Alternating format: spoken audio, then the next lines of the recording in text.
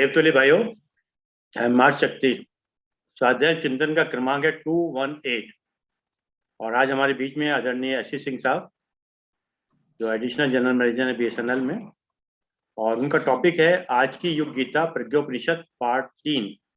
इससे पूर्व में 2 पार्ट ले चुके हैं और ये करीबन लगभग 40 पार्ट में चलने वाला है कार्यक्रम। हम आदरणीय प्रोफेसर डॉक्टर R.K. काला साहब से निवेदन करते हैं कि 2 शब्द आदरणीय आशीष सिंह साहब के समय कहें। आदरणीय R.K. काला साहब। धन्यवाद अरविंद शर्मा जी। आदरणीय साहब, आपने ये जो मुश्किल प्रश्न लिया है, क्योंकि क्लास में जब कभी कोई मुश्किल चैप्टर आया करता था बड़े सावधान होकर बैठना पड़ता था। ये जो आपने प्रज्ञापनिषद का विषय छेड़ा है, बहुत पहले दिन तो लगता ऊपर से ही निकल गया, दूसरी बार कुछ समझ आया, अब आशा कर रहे हैं कि बहुत समझ आएगा। क्योंकि नैब साहब एक विषय ले रहे हैं कि जीवन को संतुलित कैसे जिया जाए। तो जीवन के जो 5 क्षेत्र हैं, स्पिरिचुअल क्षेत्र मैं आत्मा हूँ, कि जिस तरह से परमात्मा का बच्चा यानी कुत्ते का बच्चा कुत्ता होता है, इंसान का बच्चा इंसान होता है, परमात्मा का बच्चा परमात्मा ही होता है, भगवान का बच्चा भगवान ही होता है। तो हम भगवान बन कर जिए तो इस क्षेत्र की बड़ी भारी उपलब्धि रहेगी। जोन के बाद वर्क जोन है, श्री कृष्ण गीता में अच्छा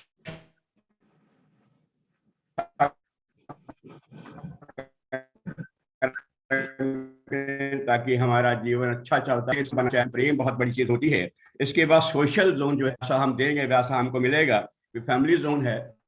इन सब जोन्स में बराबर हम संतुलित रहें ताकि हमारा जो लाइफ है बैलेंस संतुलित रहे।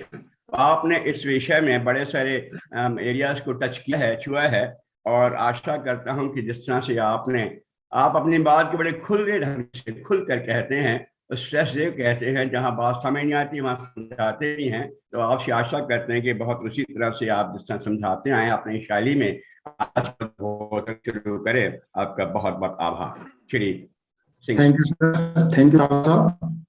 और एक बात और सिंह साहब, BSNL को पता वरदान मिला है कि यहाँ पर जो भी GM के पोस्ट पर आता है वो सब, क्योंकि एक हमारे दोस्त पहले जब मैं पोस्टल स्टाफ कॉलेज में क्लासेस लिया करता था अकाउंटेंसी की, तब संजीवन जी यहाँ पर आए थे जी। तो संजीवन जी भी, संजीवन जी का भी एरिया अपना अलग था, स्पिरिचुअल एरिया था। वहां पर हॉल में 2-4 मेटिंग की थी कि मछली जल में रहती है कैसे प्यासी है, उस पर समझाया था। उसके बाद उनके सेठ साहब हैं, फिर आप हैं।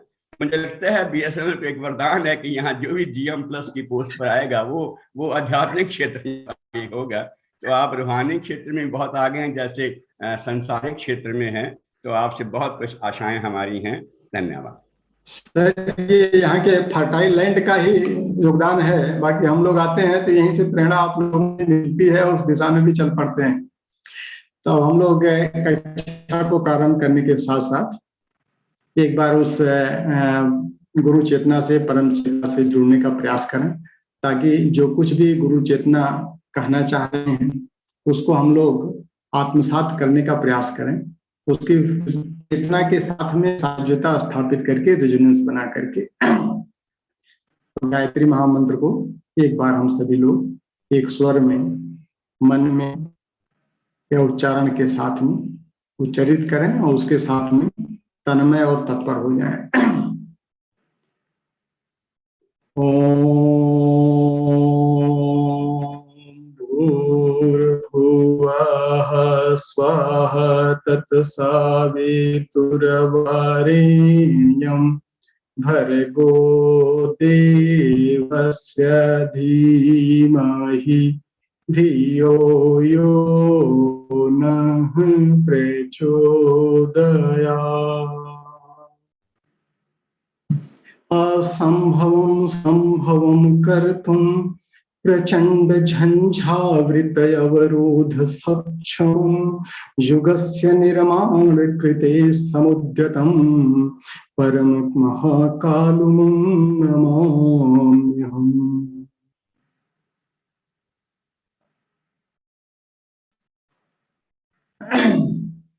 कक्षा में उपस्थित सभी स्नेही सुरीनों साथियों को नमन, वंदन एवं इस कक्षा में आप सभी का अभिनंदन। आज के युग की गीता पर दो कक्षाएं परिचय की पहले हो चुकी हैं कि जो भगवत गीता लिखी गई थी द्वापर में, उससे हट करके 700 सूत्रों की भगवत गीता और 700 सूत्रों का देवी महात्म्य, ये दोनों मानवीय अंतःकरण को परिष्कृत करने के लिए ग्रंथ लिखे गए थे और विभिन्न कालखंडों में लिखे गए थे। लेकिन सिर्फ वही ग्रंथ आज के समय में उतना सदुपयोगी नहीं हो पा रहे हैं, क्योंकि आज ज्यादा शक्ति की आवश्यकता पड़ रही है और कालखंड परिवर्तन के साथ में परिस्थितियां बदल जाती हैं, परेशानियां बदल जाती हैं, समस्याएं भिन्न रूप ले लेती हैं, मान्यताएं बदल जाती हैं, तो उनके समाधान भी बदलते हैं, उनके सूत्र भी बदलते हैं। इसी को ध्यान में रखते हुए परम पूज्य गुरुदेव ने घनघोर तपस्या करके ज्ञान की पराकाष्ठा पर जाकर के युगांतरी चेतना के साथ में सायुज्यता को स्थापित करके एक नए गीता का अभिनव सृजन किया उन्होंने। और इस गीता में 3917 सूत्रों की रचना किया उन्होंने, 700 सूत्र नहीं, और सारे सूत्र अपने आप में बहुत महत्वपूर्ण। आज के युग की गीता की आवश्यकता, आज के युग की समस्याओं को हल करने का इसके अलावा कोई उपाय नहीं है। आदरणीय अरविंद शर्मा साहब ने एक आदेश दिया था, किया था कि गायत्री की साधना को आप बताएं, गायत्री की साधना क्या होती है, उस पर एक श्रृंखला चल जाए। तो जो गायत्री की साधना हम पिछले 5-7 सालों में सीख पाए हैं, जान पाए हैं, उसी साधना को बताने के लिए बेहतर ये समझा गया कि उसका एप्लीकेशन अगर बताया जाए तो एप्लीकेशन ही साधना है, बाकी कोई साधना नहीं है। जो हम समझ पाए इस छोटे से कालखंड में, उसी को साझा करना चाह रहे हैं। ये लगभग 50-51 एपिसोड के माध्यम से कि इंटायर गायत्री साधना है क्या, करना क्या है। वो चेतना जिसने सरलता और सहजता में गायत्री को दिया है, वो क्या चाह रहा है हमसे, इसीलिए इस रास्ते को अपनाना पड़ा।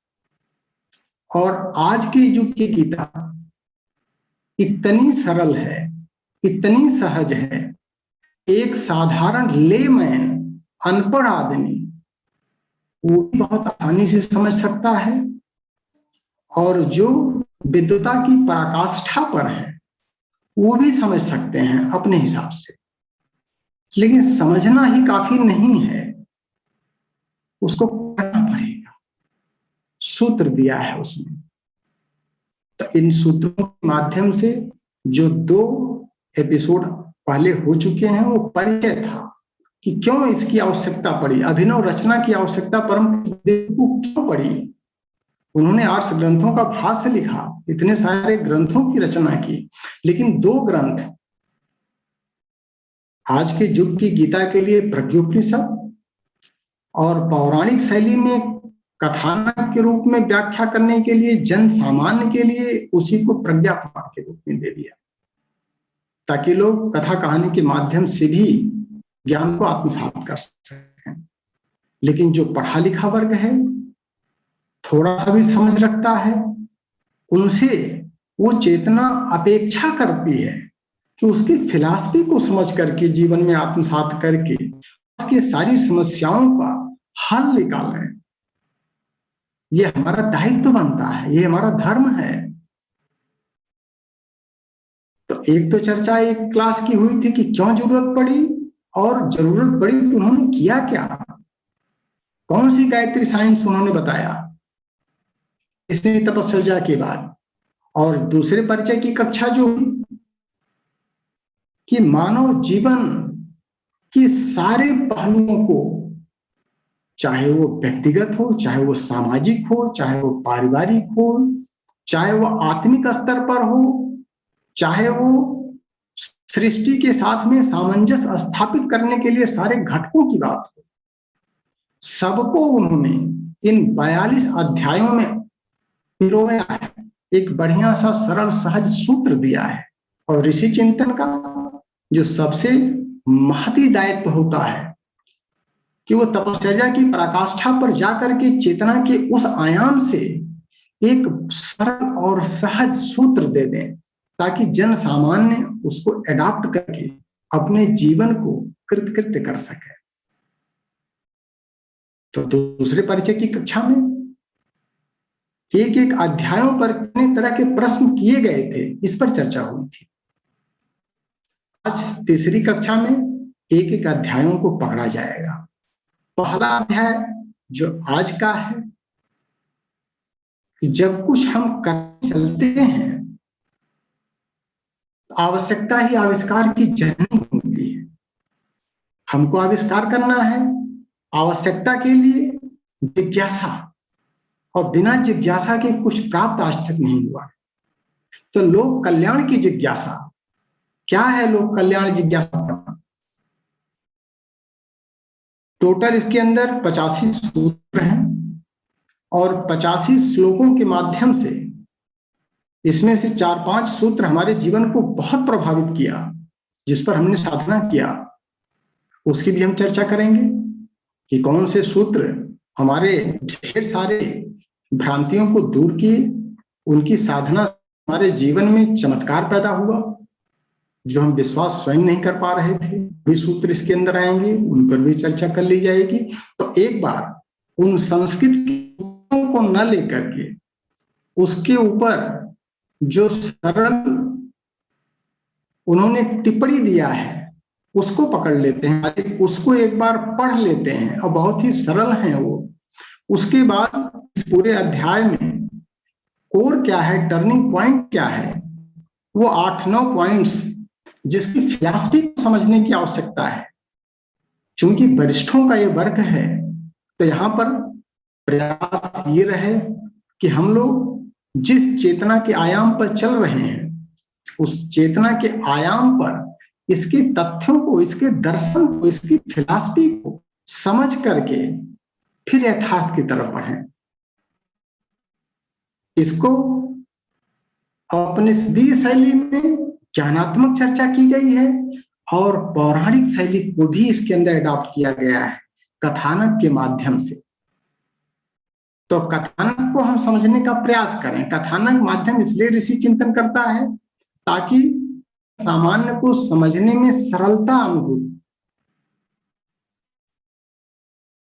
हम उसको गलत ढंग से न इंटरप्रेट करें। सिर्फ ये शैली अडॉप्ट की जाती है। प्रोफेसर को पढ़ाने के अपने अपने तरीके होते हैं। हमको मैटर को पढ़ना है, कंटेंट को पढ़ना है। कंटेंट क्या है, फोकस हमारा कंटेंट पर हो, न कि कथानक पर। तो एक बार हम इसकी जो सरल हिंदी में व्याख्या है उसको पढ़ लेते हैं, और फिर गायत्री साइंस है क्या, उसके हिसाब से इस चैप्टर को देखा जाए, और फिर इसकी एनालिसिस, एक ऑपरेशन कर लिया जाए, और फिर लास्ट में जो कुछ जिज्ञासा लोक कल्याण जिज्ञासा प्रकरण के ऊपर आएगी, उस पर आप मिलजुल करके चर्चा कर लिया जाएगा।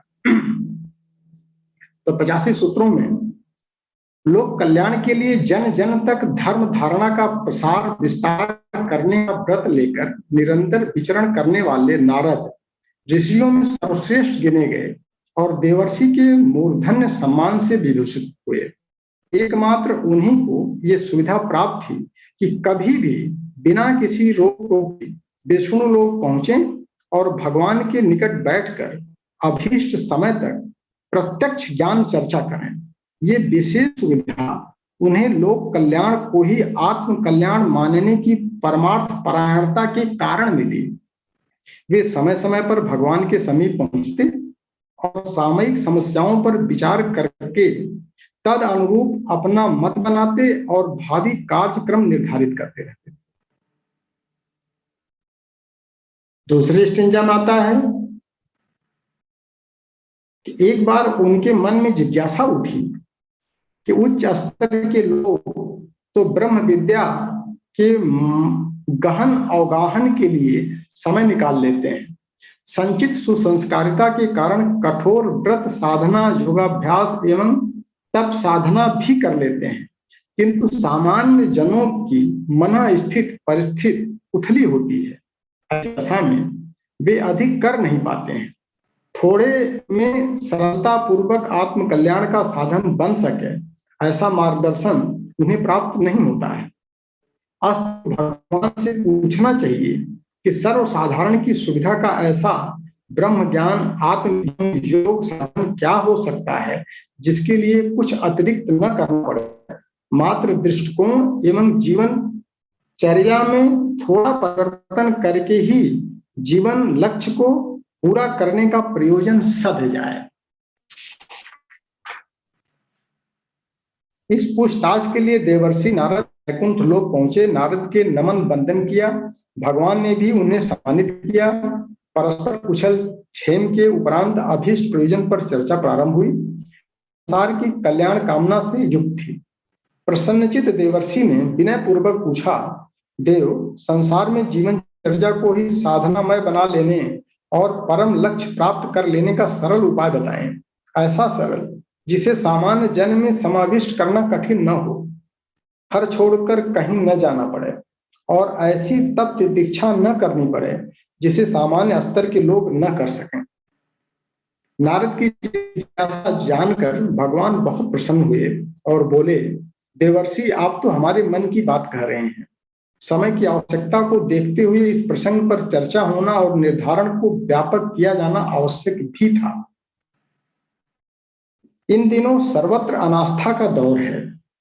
अदूरदर्शिता ग्रस्त हो जाने से लोग मानवीय गरिमा को भूल गए हैं। अचिंत्य चिंतन और आचरण में संलग्न हो रहे हैं। फलतः रोग, शोक और भय विनाश का वातावरण बन रहा है। भीषण विभीषिकाएं निरंतर धरती के अस्तित्व तक को चुनौती दे रही हैं। ऐसी दशा में अपनी प्रतिज्ञा अनुसार नए अवतार की व्यवस्था बन गई। प्रज्ञा अवतार नाम से इस युग का अवतरण भूलोक के मनुष्य समुदाय की मन स्थिति एवं परिस्थिति में भारी परिवर्तन करने जा रहा है। सृष्टि क्रम में इस प्रकार का ये 24वां निर्धारण होगा, 24वां अवतार होगा।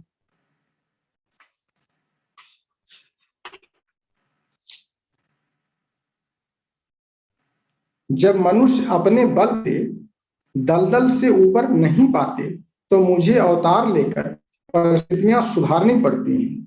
सॉरी, एक स्टेंजा छूट रहा था। मनुष्य की वरिष्ठता श्रद्धा, प्रज्ञा और निष्ठा पर अवलंबित है। इन्हीं की न्यूनाधिकता से उसका व्यक्तित्व उठता है और गिरता है। इसी के उठने गिरने के कारण उत्थान जन्य सुखों और पतन जन्य दुखों का वातावरण बनता है। इन दिनों मनुष्य ने आंतरिक वरिष्ठता गंवा दी है। फलतः अपने तथा सबके लिए संकट उत्पन्न कर रहे हैं। मनुष्य अपने बलबूते दलदल से उबर नहीं पाते तो मुझे अवतार लेकर परिस्थितियां सुधारनी पड़ती हैं। इस बार सुविधा साधन रहते हुए भी मनुष्य को जिस विनाश विभीषिका में फंसना पड़ रहा है उसका मूल कारण आस्था संकट ही है। उसके निवारण हेतु मुझे इस अस्थिर समय में इस बार प्रज्ञा अवतार के रूप में अवतरित होना। पिछले 23 बार की तरह इस बार भी बिगड़े संतुलन को फिर संभालना है।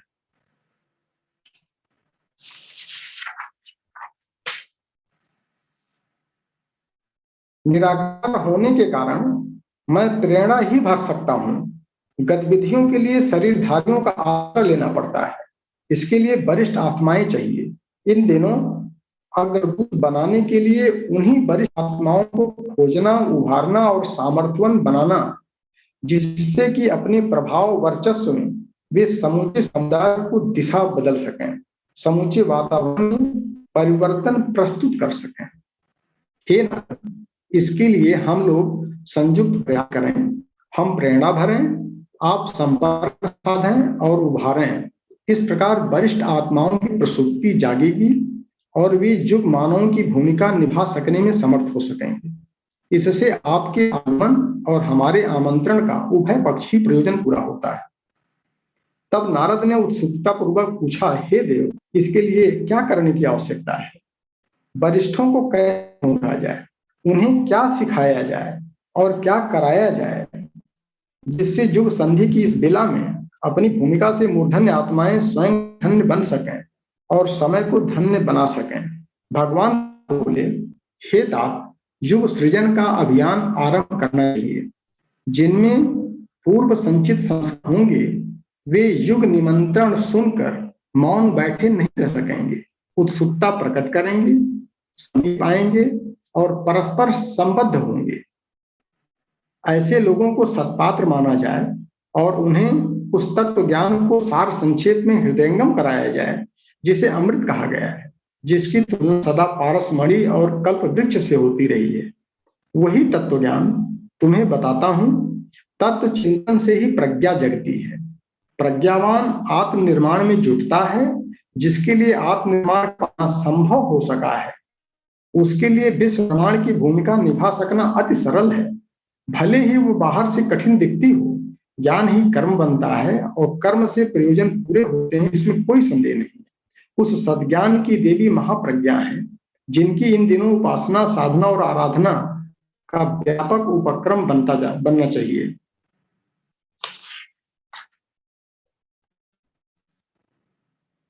नारद ने कहा, हे देव, अपनी इच्छा और मेरी जिज्ञासा का आप जो अद्भुत समन्वय प्रस्तुत कर रहे हैं, उसमें मेरी अंतरात्मा पुलकित हो रही है। कृपया स्पष्ट निर्देश कीजिए, पुनः मृत्युलोक में वापस जाकर के मुझे क्या करना चाहिए ताकि ये प्रयोजन पूर्ण हो। भगवान बोले, हे तात, सर्वप्रथम दिग्भ्रांतों को यथार्थता का आलोक दिखाना और सन्मार्ग अपनाने के लिए तर्क और तथ्यों सहित मार्गदर्शन करना।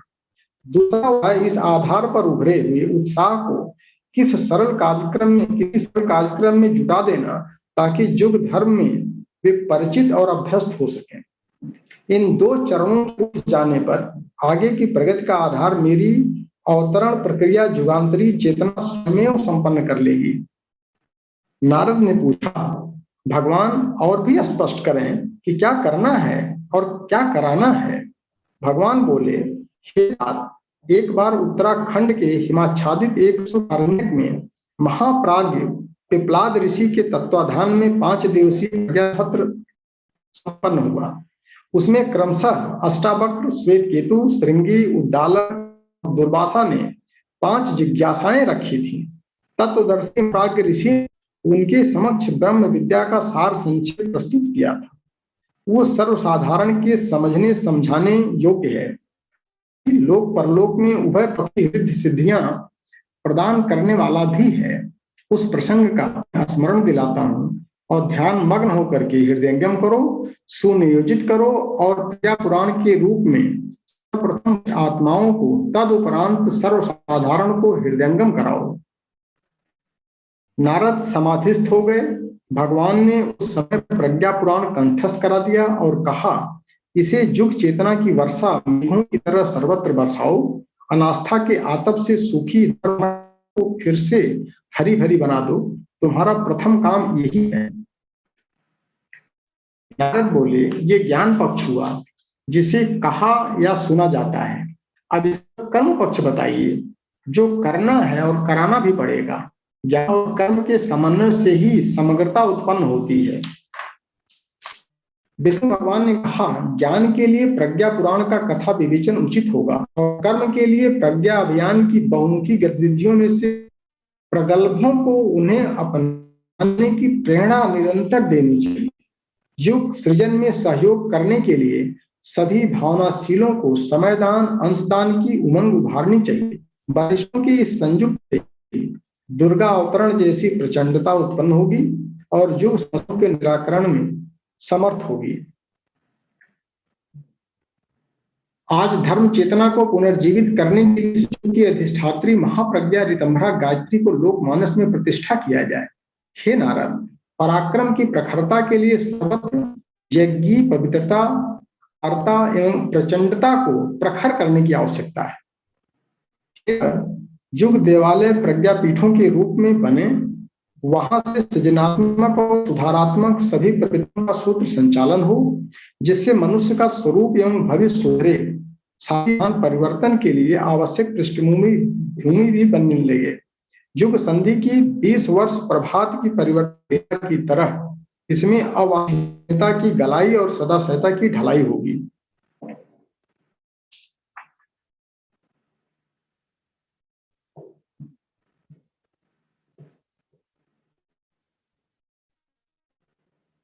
विश्व विभीषिकाओं को निरस्त करने और धरती पर पुनः स्वर्गीय वातावरण उत्पन्न कर सकने वाले देव मानवों का सृजन करने का कार्य कठिन तो है, पर उसमें योगदान देने वालों को श्रेय सौभाग्य भी कम नहीं मिलेगा।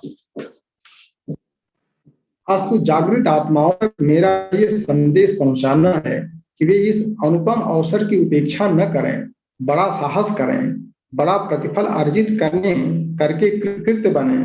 यही उनके जन्म का उद्देश्य है। जो अग्रगामी हो उन्हें प्रज्ञा संस्थानों के निर्माण तथा प्रज्ञा अभियान के सूत्र संचालन में जुटना ही पड़ेगा। आदर्श और साहस के धनी अपने त्याग बलिदान से उत्तरी चेतना उत्पन्न करते हैं और आत्म संतोष, लोक सम्मान तथा दैवी अनुग्रह के तीनों लाभ एक साथ प्राप्त करते हैं। नारद ने भगवान को नमन किया और उनमें अपनी इच्छा मिलाते हुए जन जन को प्रज्ञा पुराण का संदेश सुनाने, जन आत्माओं को प्रज्ञा अभियान प्रयासों में लगाने का संकल्प लेकर प्रसन्न हृदय से धरती पर उतरे। सप्त ऋषियों की तपोभूमि में थोड़ा विश्राम करके वे युगांती चेतना के रूप में विश्वव्यापी बन गए। इस प्रज्ञा उपनिषदे ब्रह्म विद्या आत्म विद्यो युग दर्शन युग साधना प्रकटी श्री विष्णु नारद संवादे लोक कल्याण जिज्ञासा इत प्रकरणो अध्याय।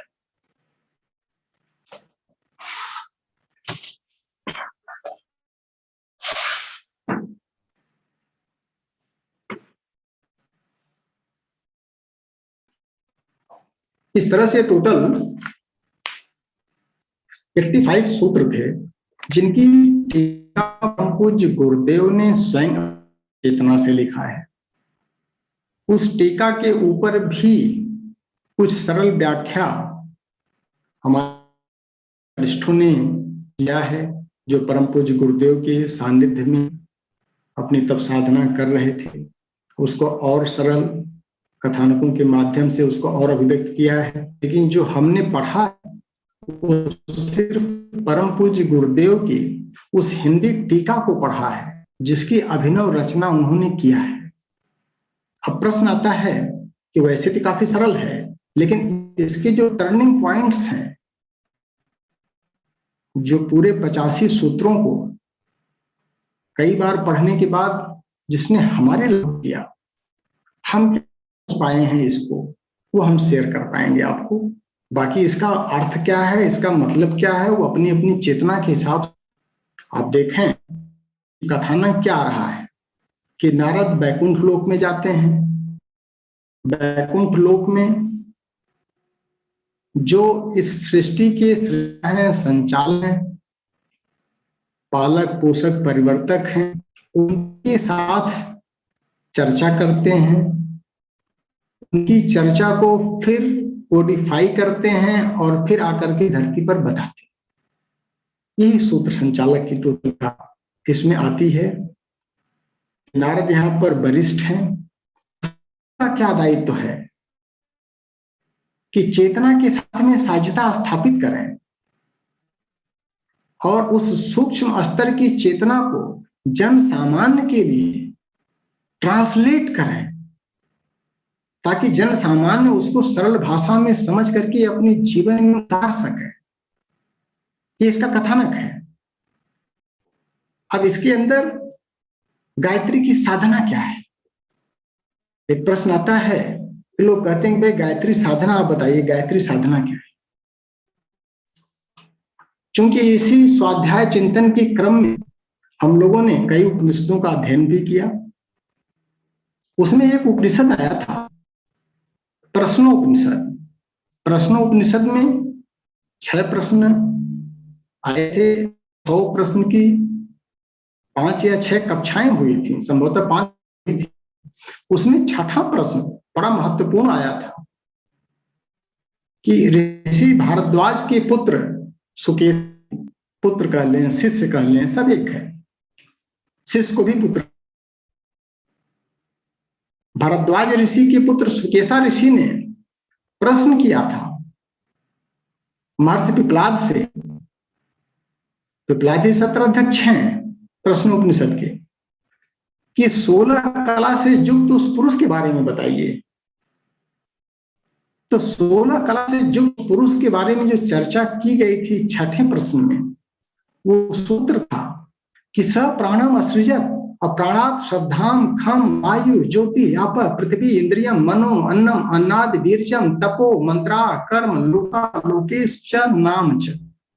ये 16 तत्व आए थे कि सृष्टि की रचना हुई कैसे। वो परम पुरुष अपने को ट्रांसफॉर्म किया, अपने स्वरूप को ही ट्रांसफॉर्म किया। तो सबसे पहले उसने क्या पैदा किया? स प्राणम असृजत।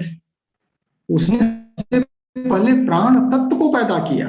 प्राण एक तत्व है और दोनों स्वरूपों में है, जड़ भी है और चेतन भी है। जो चेतन है वो ड्राइवर का काम किया और जो जड़ है उसी को ड्राइव करना है। सृष्टि जड़ात्मक है, प्रकृति है, और जो चेतना है वो उसका गवर्नर है, प्रभुत्व तो उसके अंदर है, प्रभु है। वो एक बस बन गया, दूसरा बस पर बैठने वाला ड्राइवर बन गया, और दोनों प्राण है। यही प्राण, हमारी शरीर भी प्राण है, पूरा ढांचा प्राण है जो जड़ात्मक है, और इसको ड्राइव करने वाली जो चेतना है वो भी प्राण है। प्राण के दोनों स्वरूप हैं, और इसी प्राण की साधना ही गायत्री की साधना है। गाय बोलते हैं प्राण को, त्रि बोलते हैं प्राण को, कि जो इस प्राण का रक्षण करे। और प्राण में दोनों है, चेतना का रक्षण भी करेगी, परिवर्तनशील सत्ता है, इसको भी अच्छित लेकर के परिवर्तन कराएगी। इसकी साइंस है इसकी। तो स प्राणम सृजत और प्राणात श्रद्धान। सबसे पहले उसने क्या पैदा किया? प्राण पैदा किया, और प्राण से ही श्रद्धा उत्पन्न हुई। श्रद्धा से खम मतलब आकाश, आकाश से फिर वायु, ज्योति, ज्योति अग्नि, अग्नि के बाद जल, जल के बाद पृथ्वी, पृथ्वी से इंद्रियां पैदा हुई हैं, इंद्रियों से मन आया है। ये सब चीजें 16 ट्रांसफॉर्मेशन का क्रम बना है। और लास्ट में सृष्टि की रचना, फिर लास्ट में के बाद नामकरण की एक साइंस है कि इसको ये नाम दे दीजिए, इसको वो नाम दे दीजिए, इसको ये नाम दे दीजिए। तो ये 16 फेसेस में जो ट्रांसफॉर्मेशन हुआ है, इसकी साइंस पर हम समझ जाएंगे तो गायत्री की साधना करने में आसानी पड़ती है, क्योंकि पूरी फिलॉसफी समझना पड़ेगा। शुद्ध साइंस है, महा साइंस है, महाविज्ञान है।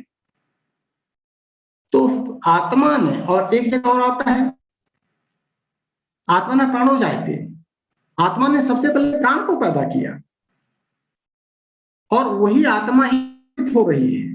इसका मतलब अगर इसकी फिलॉसफी को हम ये लेके चलें कि सब प्राण सृजत और प्राणात श्रद्धा, प्राण से श्रद्धा। और हम लोग सूत्र पढ़ते हैं कभी कभी, व्रतेन दीक्षा मापनोति दीक्षापनोति दक्षिणाम दक्षिणा श्रद्धा मापनोति या सत्य मापते। श्रद्धा से ही सत्य की प्राप्ति होती है। इसका मतलब अगर रिवर्स डायरेक्शन में लगाते हैं तो हम सत्य तक पहुंच जाते हैं।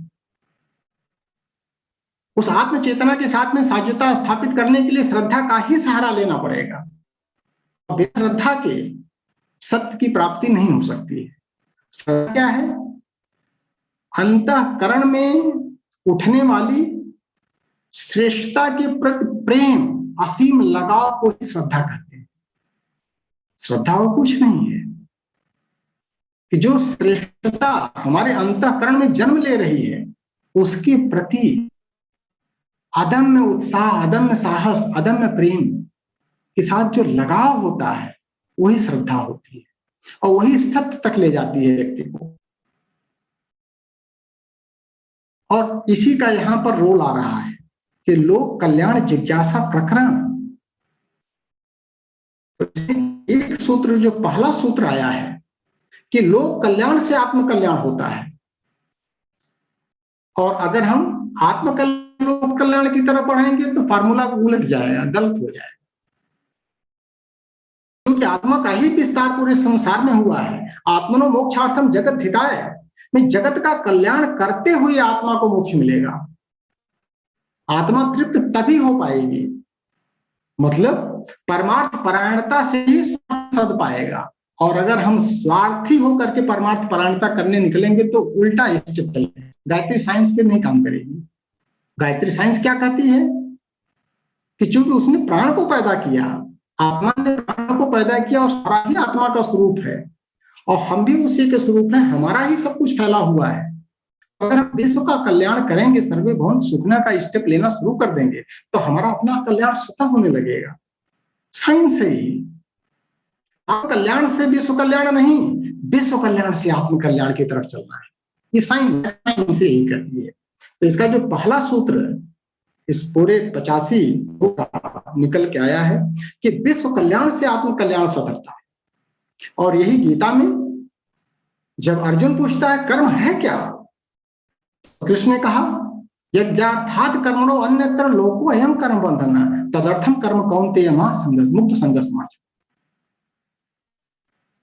कि वो प्रक्रिया जिससे यज्ञ संपन्न होती है। यज्ञ का मतलब सत्कर्म संपन्न होता है, स्वाहा स्वाहा यज्ञ नहीं है जी। जिससे सत्कर्म, जिससे इस सृष्टि के संचलन में, सुव्यवस्था में सहयोग बनता है, वही कर्म है। बाकी सब कुछ कर्म बंधन है, उसका दंड भुगतना पड़ेगा, चाहे अच्छा करो चाहे बुरा करो। परमार्थ परायणता से ही स्वार्थ सिद्ध हो सकता है। ये फिलॉसफी है, यही साइंस है चेतना की, और यही गायत्री की साइंस है, यही गायत्री की उपासना है। जगत का कल्याण करते हुए मोक्षार्थम करना है। और इसका बहिरंग स्वरूप क्या है, यहीं से निकाला गया जो परम पूज्य गुरुदेव ने निकाला। हम बदलेंगे जो बदलेगा। और हम लोग उल्टा अगर करना शुरू कर देते हैं कि भाषणबाजी शुरू कर देते हैं कि नहीं उस बदलना है, किसी को नहीं बदलना है जी। गायत्री साइंस कहती है अपने को बदलो, खाली काय के लिए प्रवचन देते रहते हो। स्वयं को बदलना है। स्वयं को बदलेंगे, आपकी विचार बदलेंगे, आपके रोए रोए से इलेक्ट्रोमैग्नेटिक वेव्स निकलना शुरू हो जाएंगी इस तरह की कि अपने आप परिवर्तन चारों तरफ होने लगेगा। यह सूत्र यहीं से लिया गया है। अब अगर हम इसके आगे चलते हैं, दूसरा क्या शिक्षा मिलती है गायत्री साइंस से, गायत्री की उपासना के लिए दूसरा शिक्षा मिलती है कि आस्था संकट का केंद्र क्या है। आज जो युग की समस्या आई है, दुनिया भर की समस्याएं कि ये कोरोना आ रहा है, तो ये आ रहा है, तो ये महामारी आएगी, स्वाभाविक आएगी। युग परिवर्तन हो रहा है, ये सारी चीजें लिखी हुई हैं और आज नहीं बहुत पहले लिखी जा चुकी। स्पष्ट है, आप किताब को देखें, एक एक पन्ने को, एक एक सूत्र को देखें, लेकिन उसका कोर कहाँ है। साइंस कोर पर अटैक करती है, सरफेस पर नहीं, सरफेस पे ट्रीटमेंट नहीं होता है। आज आस्था संकट है, हम मतभ्रम हो गए हैं, अपनी गरिमा को भूल गए हैं कि मानवीय गरिमा है क्या, आलोचना में भिड़ गए हैं, बहुत ही भटक गए हैं, गलत ट्रैक पर चले गए हैं, करते हैं। केंद्र कहाँ है इस आस्था संकट का? केंद्र अगर देखा जाए तो आस्था संकट का केंद्र मानवीय अंतःकरण है और कुछ नहीं। और मानवीय अंतःकरण में दो घटनाएं घट रही हैं। क्या है? अचिंत्य चिंतन और अयोग्य आचरण। इसका एक सूत्र आया जो हमको बहुत अपील किया। अचिंत्य चिंतना जाता, अयोग्य आचरणस्त था, फलतः रोग शोक आरती कलह क्लेश नाशजम। अगर अंतःकरण में हमारे अचिंत्य चिंतन आ रहा है कि जो नहीं सोचना चाहिए, अगर वो हम सोच रहे हैं, तो वहीं से समस्या शुरू हो जाएगी। फिर हमारा आचरण भी अयोग्य होने लगेगा। जो करना चाहिए मानवीय गरिमा के अनुकूल, फिर हम उसका उल्टा करना शुरू कर देंगे। तो उसका रिजल्ट क्या आएगा? फलतः रोग शोक आरती कलह क्लेश नाशजम। रोग शोक कलह क्लेश नाश विनाश, ये सब कुछ शुरू हो जाएगा। और क्या है? अचिंत्य चिंतन, उससे उत्पन्न अयोग्य आचरण। तो ये इसी का सूत्र है, कहीं नहीं मिलेगा। 108 अध्ययन कर लिया गया और भी ढेर सारे भारतीय दर्शन का अध्ययन किया गया, ये सूत्र कहीं नहीं मिला, इस सूत्र में मिला है। अचिंत्य चिंतना जाता अयोग्य था फलतः रोग शोक आरती कलह क्लेशनाश्च। इसकी साधना करना यही गायत्री साधना है कि जो हमारे अंतःकरण में मन बुद्धि चित्त अहंकार के अंदर अचिंत्य चिंतन गलती से भी अगर एक घुस गया और हम चिपक गए उससे, टकुआ फंसा दिए तो गए काम से, तो फिर हमको अयोग्य आचरण एडॉप्ट करना ही पड़ेगा। और उसको एडॉप्ट करने के बाद पूरे परिवार के अंदर, हमारे अंदर चारों तरफ त्राह त्राह मचेगी, कलह मच जाएगा, रोग शोक कलह क्लेश नाश बिना सब चीजें आ जाएंगी, अशांति मच जाएगी। तो यहाँ पर यही चित्र है कि अचिंत्य चिंतन न करें। अचिंत्य चिंतन अगर बच गए तो फिर दूसरा फोकस कि जो चिंतन प्रक्रिया है उसके अनुसार आचरण करने लगे तो योग्य आचरण होने लगेगा। और सारी घटनाएं जो दुर्घटनाएं हो रही हैं वो स्वयं अपना स्वरूप बदलने लगेंगी। दूसरा फार्मूला इसका। तीसरा फार्मूला अगर लेते हैं जो इसके अंदर निकल के आ रहा है कि श्रद्धा प्रज्ञा और निष्ठा का समन्वय ही व्यक्तित्व में वरिष्ठता का आधार है। व्यक्तित्व हमारे परिवर्तन हो रहे हैं, सभी मनुष्य एक जैसे हैं, उनके गुणों में परिवर्तन कहां से आ रहा है? तो तीनों चीज श्रद्धा प्रज्ञा और निष्ठा। श्रद्धा क्या है? श्रेष्ठता के प्रति श्रद्धा कहते हैं, और वो श्रेष्ठता अंतःकरण में पैदा होनी चाहिए, सतही स्तर पर नहीं, खाली मानसिक स्तर पर नहीं जी। वास्तविक सोचते हैं, हमको लगता है खोपड़ी हमारे पूरी सड़ा दी आपने, तो अंतःकरण में जाना पड़ेगा। अंतःकरण में जो श्रेष्ठता पैदा हो रही है मन बुद्धि अहंकार के स्तर पर, उस श्रेष्ठता के साथ प्रेम लगाव, उसके बिना नहीं रह पाना, वही श्रद्धा है। प्रज्ञा क्या है? दूरदर्शी विवेकशीलता को प्रज्ञा कहते हैं। जो शॉर्ट साइटेडनेस न रखे। शॉर्ट साइटेडनेस में हो सकता है घाटे का सौदा हो, लेकिन दूरगामी परिणाम इसका क्या होगा? अगर दूरगामी परिणाम अच्छा हो रहा है तो उसको अपनाना ही प्रज्ञावान होना है। और निष्ठा संकल्प के प्रति कर्मठता, जिसमें तत्परता और तन्मयता दोनों साइड होती है, तो कर्म के प्रति निष्ठा जगती। और अगर तीनों चीजों का जो समन्वय होता है, श्रद्धा प्रज्ञा और निष्ठा, इसी के समन्वय के बाद जो परिणाम निकलता है, उसी परिणाम से हमारे व्यक्तित्व का मापन होता है। ये व्यक्ति अच्छा है, ज्यादा अच्छा है, बहुत अच्छा है, घटिया है, बहुत घटिया है, बहुत लोअर लेवल घटिया है। ये तीनों का परिणाम ही निकल करके आता है। तो अंतःकरण से प्रस्फुटित आदर्शों के प्रति प्रेम को ही श्रद्धा और श्रद्धा कहते हैं। उसको जगाना है, नहीं है सबकी, और उसी के सहारे प्रज्ञा और निष्ठा आगे बढ़ जाएगी। ये तीसरा सूत्र आता है। चौथे सूत्र में अगर हम जाते हैं कि परमात्मा कृपा का स्वरूप क्या है, परमात्मा की कृपा हमारे ऊपर हो रही है कि नहीं हो रही है, कैसे पता चल पाएगा? क्या मापन इसका? इसका मापन एक ही है, जो फॉर्मूला इसमें दिया है। और ये सूत्र भी हमको बहुत ज्यादा प्रभावित किया हमारे लाइफ में कि परमात्मा की कृपा हमारे ऊपर बन रही है कि नहीं बन रही, कैसे पता चलेगा? इसके अंदर दिया हुआ है। क्या दिया हुआ है?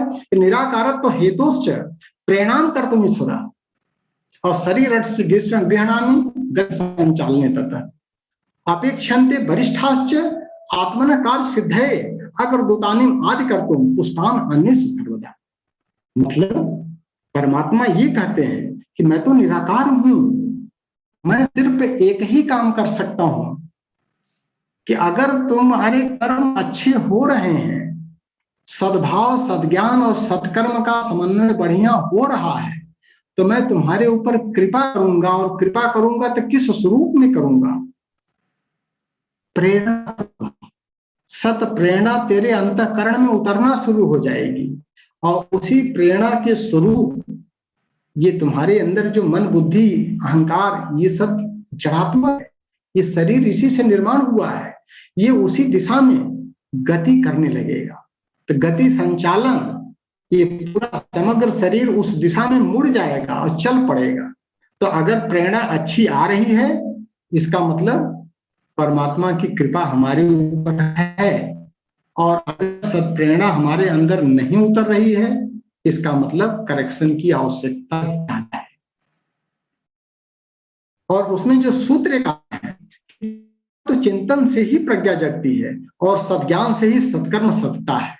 इसका मतलब हमको तत्व चिंतन करना है, शब्दार्थ पर नहीं जाना है, शब्दार्थ की सीमा से आगे हट करके भावार्थ पर, भावार्थ से आगे हट करके तत्वार्थ पर जाना पड़ेगा कि यथार्थ में चेतना क्या कहना चाह रही है, जो हमको ये दिशा निर्देश दे रही है, जो हमारे अंदर प्रेरणा अवतरित हो रही है, उसका तत्व चिंतन क्या है, हमको करना क्या है exactly, philosophy, what the science of that.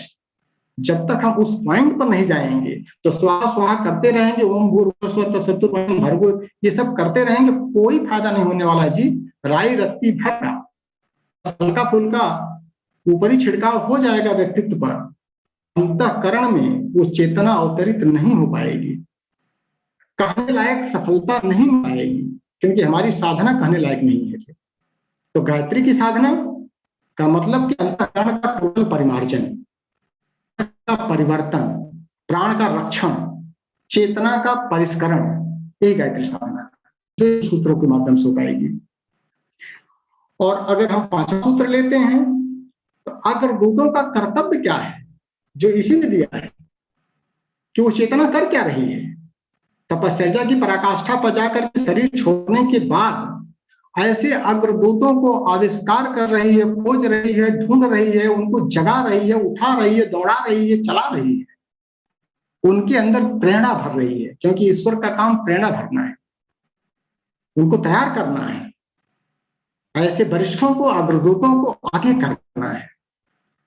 तो ऐसे अग्रदूतों का कर्तव्य क्या बनता है जी, ये भी तो सोचना चाहिए। गायत्री साइंस यही कहती है कि अगर हम उस श्रेणी में आना चाह रहे हैं, हम अपने मानव की गरिमा को निर्वाह करना चाह रहे हैं, तो हमें करना क्या है, क्या दायित्व हमारा इस गुरुदेव ने दिया है, क्या इस चेतना ने दिया है। गुरुदेव कहें, गायत्री कहें, महाप्रज्ञा कहें, ये सारी चीजें चेतना। इसलिए शब्दों पर, हमारी टर्मिनोलॉजी पर कोई भटकाव न रखें। ये सबका गुरु, गायत्री, महाप्रज्ञा में कोई अंतर नहीं है जी। ब्राह्मी शक्ति एक ही है ही है और वो उसी रूप में है। क्या चाहती है, अगर हम वरिष्ठ हैं, हम इंसान हैं, हम गायत्री साधक हैं, तो हमसे क्या उसकी अपेक्षाएं हैं। अग्रदूतों का कर्तव्य इसी में दिया है कि अग्रदूतों को खोज रही है। वो अग्रदूत कौन है, जो गायत्री की साधना कर रहे हैं, अपने अंतःकरण को परिष्कृत कर रहे हैं, मन बुद्धि चित्त अहंकार को पूरी तरह से परिष्कार कर रहे हैं। कैसे कर रहे हैं, उसमें वही दिया है। दिग्भ्रांतों को दिशा देना, सन्मार्ग पर चलाने हेतु सरल कार्यक्रम बनाना, उसका अभ्यास कराना, उत्साहित ऊर्जा का समूहगत सुनियोजन के बाद आगे का टोटल कार्यभार युगांतरी चेतना कर लेगी। अग्रदूत का क्या काम है, अग्रदूत का काम है कि अपने को परिष्कृत करके उस चेतना के साथ में सायुज्यता स्थापित करें, और जो काम किया है कि उसके साथ कोडिफाई किया है, चेतना के साथ में चर्चा करके, और फिर उसको डिकोड किया है, और फिर आकर के दिशा दिया है। यही काम अग्रदूतों का है। एक सरल कार्यक्रम बना करके, ताकि उसकी साइंस जन साधारण नहीं समझ सकता है, लेकिन सरल कार्यक्रम तो हम बना सकते हैं, और बना करके जन सामान्य को उसमें अभ्यास करा करके उसका जब अंतःकरण परिष्कृत होने लगेगा, तो वो चेतना, युगांतरी चेतना, जो गुरु सत्ता, गायत्री सत्ता, महाप्रज्ञा, प्रेतंभरा प्रज्ञा, जो भी नाम दें आप, वो स्वयं उसके अंदर अवतरित होकर के उसको भी उसी दिशा में मोड़ देगी। तो वरिष्ठों का यही क्रम है। तस्मात् सर्वकालेषु माम अनुस्मर युद्ध च, ये तो कहा था कृष्ण ने, हर परिस्थिति में मेरे को स्मरण करो, मेरी चेतना के साथ में साजुता को स्थापित करके और फिर युद्ध करो। युद्ध क्या है, यही युद्ध है कि उसकी चेतना के साथ में साजुता स्थापित करें, अपने को परिष्कृत करके, गायत्री साधना जिसे कहते हैं, और फिर उसकी चेतना के साथ में उसका क्या निर्देश मिल रहा है, क्या प्रेरणा मिल रही है, उसके अनुसार कार्यक्रम निर्धारित करके, जैसे एक बच्चे के लिए सरल कार्यक्रम बनाया जाता है, उसी तरह से कार्यक्रम बना करके जन समुदाय के उस तरफ ले चलने की प्रक्रिया ही अग्रदूतों की है। उन्हीं की श्रेणी में वरिष्ठ भी आते हैं। उनके क्या कर्तव्य हैं? वरिष्ठों का कर्तव्य है, पहला कर्तव्य रोल मॉडल बनना। आचरण से ही प्रभावी शिक्षण दिया जा सकता है, अदरवाइज वाणी की विलासता होगी। अगर हम वाणी से अच्छे सूत्र बोल रहे हैं, अच्छे फार्मूले बता रहे हैं, अच्छी चीजें बता रहे हैं, तो खाली विलासता कर रहे हैं। जब तक आचरण हमारे समाहित नहीं, तब तक हमको बोलने का अधिकार भी नहीं है। अपने अनुभव को साझा करना है कि हमने ये किया तो हमको क्या मिला। तो वरिष्ठों का कर्तव्य है कि आचरण से प्रभावी शिक्षण दें, गायत्री की साधना करें और करके जो उनको प्राप्त हो रहा है उसका सही शिक्षण दें। समाज में करना क्या पड़ेगा?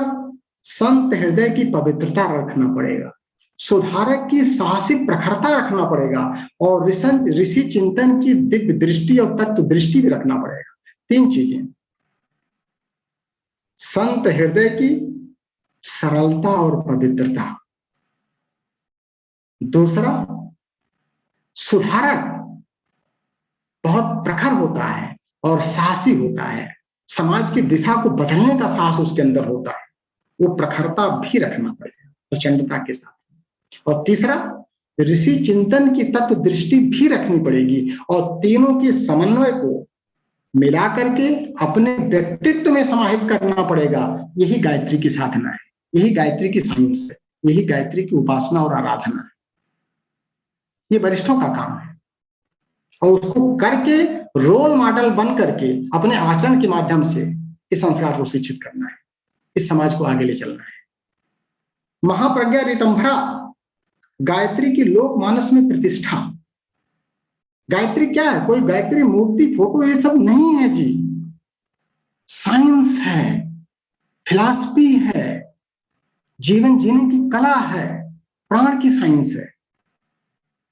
महाप्रज्ञा, प्रज्ञा बोलते हैं दूरदर्शी विवेकशीलता को, और जो सत्य में स्थापित कर दे हमारे जीवन को, वो महाप्रज्ञा है। उसके साथ में सायुज्यता स्थापित करनी है अपने आचरण को परिष्कृत करके।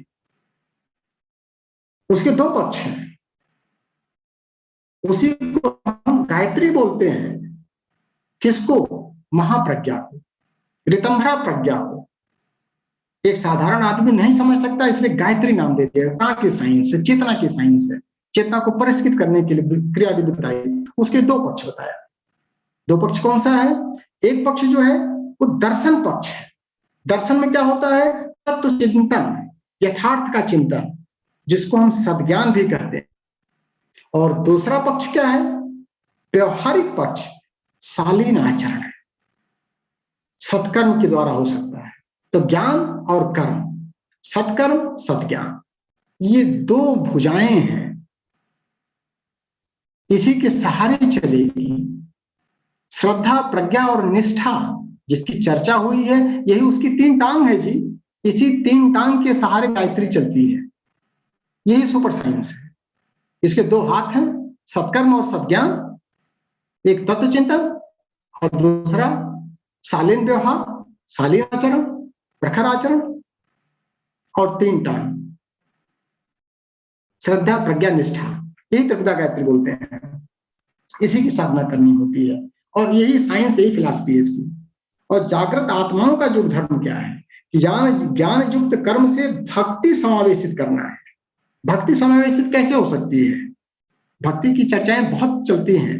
भक्ति के लिए आप एक सूत्र समझ सकें कि जो हमने एडॉप्ट किया है, इसका गहन चिंतन के बाद, एक वृक्ष का 2 काम है, फल देना और छाया देना।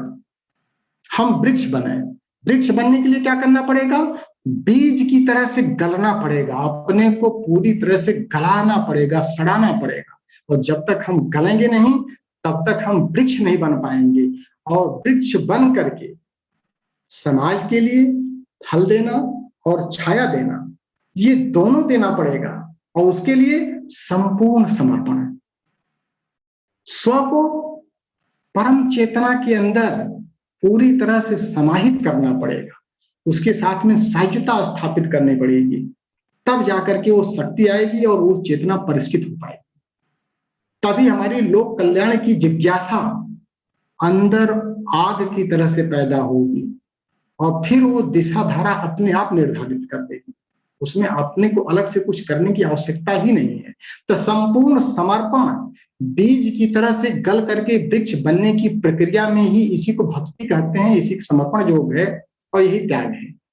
इसका पूरा सारांश यही है। तो चूंकि समय की एक मर्यादा है और 2-3 मिनट का समय भी लग रहा है, ज्यादा हो गया है, तो ये 8-9 सूत्र जो है ये हमारे लाइफ को बहुत परिवर्तन किए हैं और इसमें ये सूत्र भी इसके अंदर है।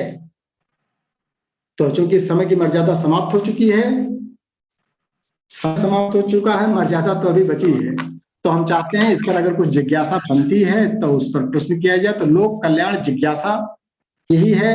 और आज के तारीख में इस साइंस को समझ करके जो वरिष्ठ लोग हैं उनसे ये चेतना उम्मीद करती है, जुगांतरी चेतना, कि बेटा कुछ सरल कार्यक्रम में समूहगत कार्यक्रम बना करके समूह को दिशा में चला दो, और उनके अंदर जब परिष्कार होगा तो जुगांतरी चेतना अपरग पर हमें चलाओ, जो है सुखदाता जय जय गाय यात्री माता। ये क्यों बनाया गया है? इसलिए बनाया गया है, उस दिशा में चला देना है, झोंक देना है।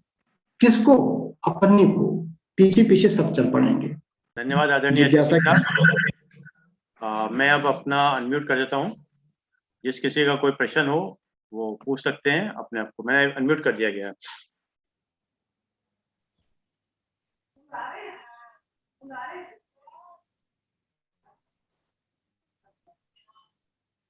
किसी का कोई प्रश्न हो पूछ लीजिए, वरना फिर आदरणीय आर के काला साहब धन्यवाद देंगे। मैं बोलता हूँ कुछ। हाँ यस, ऋषि साहब, यस, हाँ यस जी सर। बाकी अपने लोग अनम्यूट कर लीजिएगा। हेलो, प्रणाम। जी सर, साउंड खोलिए सर। यस हाँ, आप बाकी लोग अनम्यूट कर लीजिएगा प्लीज। ऋषि साहब साउंड खोल लीजिएगा, बाकी लोग अनम्यूट कर लें। कई बार बंद हो जाती है। जी सर। करना। हेलो जी बताएं सर, बताएं। बहुत बस आपका धन्यवाद करना था, बहुत प्रेरणा युक्त था। इसमें प्रश्न तो कुछ है ही नहीं, ये तो सच्चाई है, जिस सच्चाई के सामने कोई प्रश्न नहीं होता और कोई प्रश्न का तो सवाल ही नहीं पैदा होता। सत्य के लिए क्या प्रश्न करेगा आदमी? नहीं बिल्कुल। और सर तो कुछ प्रदर्शन ही किया जाए सर। प्रेरित कर दिया आपने, बहुत प्रेरित कर दिया, खुद खोलने लग गया ऐसा लगता है। और जो आपके अनुभव, आपने जो अनुभव किए हैं वो सारे अनुभव हम भी जीवन में अनुभव कर चुके हैं। वो एक एक करके कई बार हुए हैं और वो सत्य है। प्रभु की कृपा अपने आप पता चल जाती है, प्रभु की कृपा हो रही है कि नहीं। सद्भाव आता है, मधुर वाणी आती है, अच्छे कर्म करते हैं, किसी के रोग राग द्वेष वह सब दूर हो जाते हैं, तो लगता है प्रभु की कृपा होती है। और दूसरा जो आपने वो बोला भाई, जब अनिष्ट प्रश्न दिमाग में आते हैं तो पता चल जाता है भाई अनिष्ट होने वाला है परिवार में, वो बिल्कुल सही है। तो आपके अनुभव बिल्कुल सत्य है जीवन में, तो कोई क्वेश्चन नहीं है। बहुत बहुत धन्यवाद आपका, और प्रेरणा युक्त है। और ऐसे पता नहीं जब प्रज्ञोपनिषद खत्म होगा तो हमारा क्या हाल होगा, मैं उसकी कल्पना नहीं कर पा रहा हूँ। और आज ही मैंने शादी में फोन किया था, तो प्रज्ञोपनिषद अभी उनके नोएडा ऑफिस में मैंने पता की, तो ये इसका पूर्ण होने तक तो हम जी बहुत बहुत धन्यवाद सर। इसीलिए तो इसको आज के युग की गीता यही है कि आज के लिए सरल सूत्र दिया गया, जो आज चाहे हैं उसका आज के तारीख में निराकरण करने का सबसे अचूक उपाय।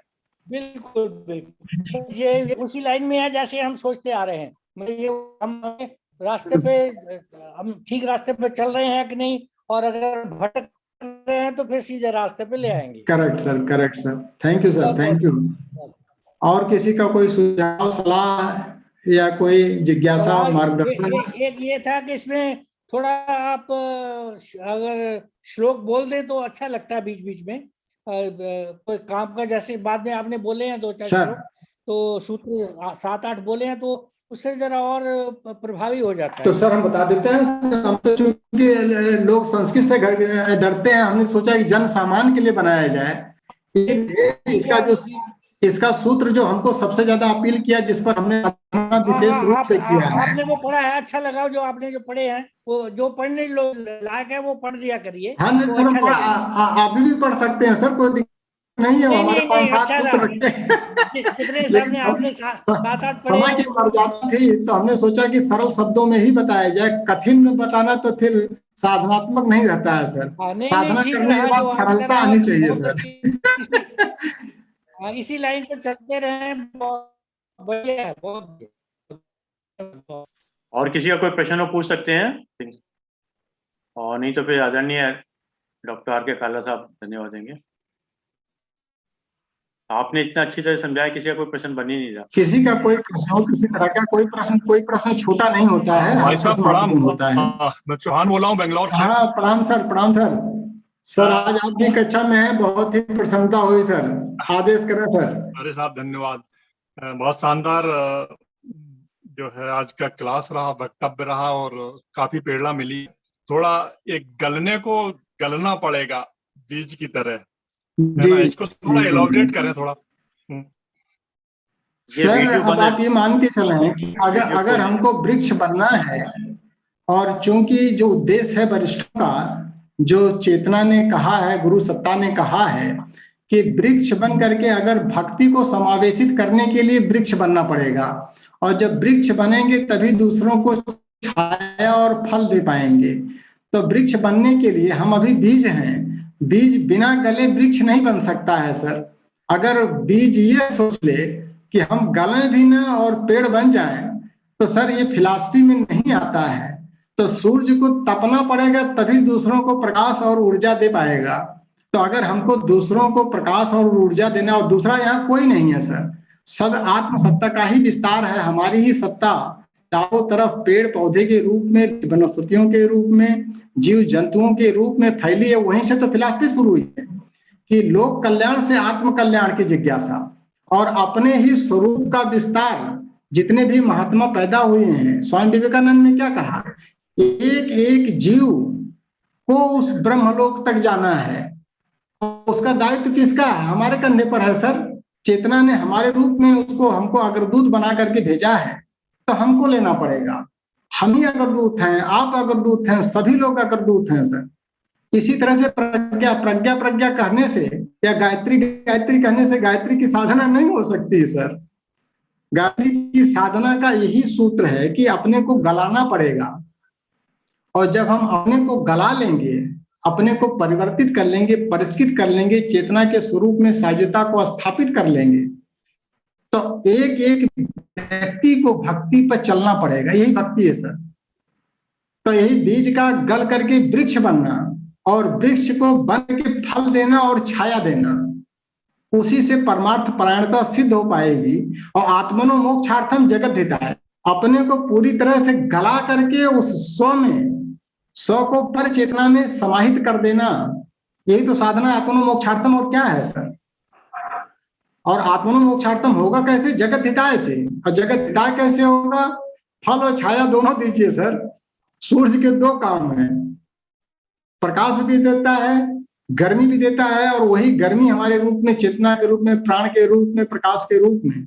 और इसीलिए गायत्री के एक हाथ में कमंडल और एक हाथ में ज्ञान, प्रकाश भी है और पात्रता। पवित्रता को बढ़ाने से ही पात्रता का विकास होगा। यही गलाना हुआ बीज का। तो अपनी पवित्रता को हम बढ़ाएं, और पवित्रता को बढ़ाने का जो सरल तरीका बताया है, हृदय संत का रखना पड़ेगा, और सुधारक की पराक्रम और प्रखरता रखनी पड़ेगी, और ऋषि चिंतन का तत्व दृष्टि। इस तीनों को जब तक हम लेकर के नहीं चलेंगे, तब तक गायत्री की साधना नहीं हो पाएगी। तो सर कुछ हम स्पष्ट कर पा रहे हैं सर? अरे बहुत बढ़िया, बहुत शानदार, धन्यवाद साहब। सर यही गायत्री की साधना हम कर पा रहे हैं सर, और इसीलिए इसको बताने में बड़ा प्राउड होता है। आदरणीय सिंह साहब, आज आपने अपने अनुभव आज के ये गीता के आधार पर शेयर किए हैं, बहुत प्रेरणा मिली है, बड़ा सुंदर वक्तव्य है। इस उद्बोधन से बहुत कुछ सीखने को मिला है, खास करके जब आप ये कहते हैं कि लोक कल्याण से आत्म कल्याण होगा, और लोक कल्याण के लिए हमको रोल मॉडल बनना पड़ेगा। और रोल मॉडल बनने के लिए प्रज्ञा, श्रद्धा, निष्ठा, इसमें समन्वय रखना होगा। और इसके बाद सरलता, पवित्रता और प्रखर बुद्धि होना होगा। और तीसरी बात रही कि भक्ति यह मांगती है समर्पण, और समर्पण का मतलब है मिटा दे अपनी हस्ती को। अगर कुछ मर्तबा चाहे कि दाना खाक में मिलके गुले गुलजार होता है, कि अगर वृक्ष बनना है फलदार और छायादार, तो अपने आप को बीच में मिटाना होगा। और मिटा देने के बाद ही वो कहा करते हैं कि झुकता वह है जिसमें जान है, झुकता है वह जिसमें जान है, मरना अकड़ना तो मुर्दे का निशान है। मुर्दा ही अकड़ता है, जिसमें जान है वो झुकता है। तो बीज बनना होगा और अपने आप को मिटाना होगा। आपने जैसे कहा, उसमें संतोष मिलता है और सम्मान बढ़ता है, समाज में कृपा बरसती है। बहुत बढ़िया आज आपने बातें बताई, उद्बोधन बहुत सुंदर, बहुत बहुत प्रेरणादायक और आध्यात्मिक दृष्टि से उच्च दृष्टि का। आप सब इसके लिए धन्यवाद के पात्र हैं, विशेषकर हमारे सिंह साहब, बहुत बहुत आभार। धन्यवाद आदरणीय आर के काला साहब, और धन्यवाद एससी सिंह साहब। और जैसे कि अंत में एक विचार होता है, तो आज गुरुदेव का ही विचार लेके हम लोग चलते हैं। हम बदलेंगे, युग बदलेगा। हम बदलेंगे, युग बदलेगा। हम सुधरेंगे, युग सुधरेगा। और गुरुदेव ने कहा है 21वीं सदी उज्जवल भविष्य। 21वीं सदी उज्जवल भविष्य, जो कि 21वीं सदी अब चल रही है और जिसका कि अभी 21 साल हुए हैं, अभी और साल शेष हैं, और आते आते काफी परिवर्तन हो भी रहे हैं, होते रहेंगे। उज्जवल भविष्य के लिए गुरुदेव ने जो हमको 4 मंत्र दिए हैं। 4 मंत्र में क्या है? व्यस्त रहें, मस्त रहें। व्यस्त रहें, मस्त रहें, सुख बांटें, दुख बटाएं, मिल बांट कर खाएं, सलाह ले, सम्मान दे। बहुत छोटे छोटे मंत्र देती हैं। जैसे एक गुरुदेव का मंत्र है, सरल पे है, सरल रहो, सहज रहो, सजग रहो। सरल रहो, सहज रहो, सजग रहो। 4 सूत्र हमको दे दिए: समझदारी, ईमानदारी, जिम्मेदारी, बहादुरी। 4 संयम दे दिए हमको: इंद्रिय संयम, समय संयम, अर्थ संयम, विचार संयम। और 4 स्तंभ हमारे: साधना, स्वाध्याय, संयम और सेवा। धन्यवाद।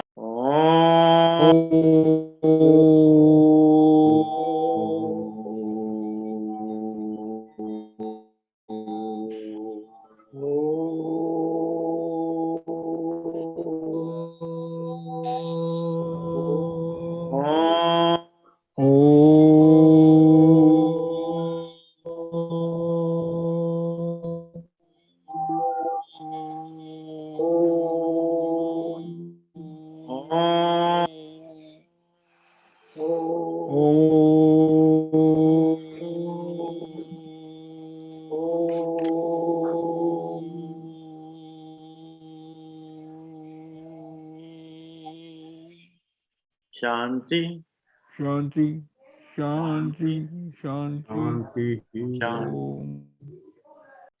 ॐ पूर्णमदः पूर्णमिदं पूर्णात् पूर्णमुदच्यते पूर्णस्य पूर्णमादाय पूर्णमेवावशिष्यते। ॐ शान्तिः शान्तिः शान्तिः।